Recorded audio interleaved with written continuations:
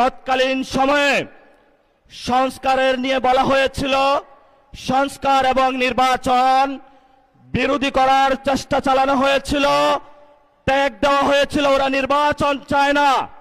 আমরা তোমাদের চোখে আঙ্গুল দিয়ে দেখিয়েছি আমরাই বাংলাদেশে গণতন্ত্র চাই, তোমরা চাও ভোট ডাকাতি করতে। এখন সময় এসেছে, কোনো ৯/৬ চলবে না। সংস্কারে জনগণে যে হ্যাঁ ভোটে ম্যান্ডেট দিয়েছে দ্রুত বাস্তবায়ন করতে হবে। সাথে সাথে বাংলাদেশে সন্ত্রাস, চাঁদাবাজি, দখলদারিত্ব বন্ধ করার উদ্যোগ নিতে হবে। এবং নির্বাচনের আগে আমরা এই বাইতুল মোকাররমে দাঁড়িয়ে একটি প্রটেস্ট করেছিলাম।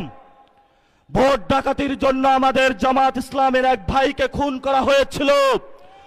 আমরা বলেছিলাম আমরা আবার আসব, দ্বিগুণ হয়ে আসব। এসেছে দ্বিগুণ হয়ে। আমাদের ভাইয়ের হত্যার বিচার বুঝে নিতে হবে। রাজপথ সংগ্রাম জারি রাখতে হবে। যেই বোনদের উপরে আক্রমণ করা হয়েছে, পেটে লাথি মারা হয়েছে, বোরকা ধরে টান দেওয়া হয়েছে, গুলিবিদ্ধ করা হয়েছে, পা ভাঙা হয়েছে, প্রত্যেকটির হিসাব কড়ায় গন্ডায় আমরা ইঞ্জিনিয়ার তারেক রহমান থেকে বাংলাদেশে বুঝে নেব ইনশাআল্লাহ। আমরা একমাত্র ভয় পাই কার কাছে? আল্লাহ ছাড়া আমরা কারো কাছে ভয় পাই না। হে মালিক, তুমি আমাদের রক্ষাকারী, তুমি আমাদের রিজিক দাতা। যারা এই বাংলাদেশে জনগণ 17 বছর অপেক্ষা করেছিল, আমাদের অধিকার ছিনিয়ে নিয়েছে, ভোট ডাকাতির মাধ্যমে ভাইদেরকে হত্যা করেছে।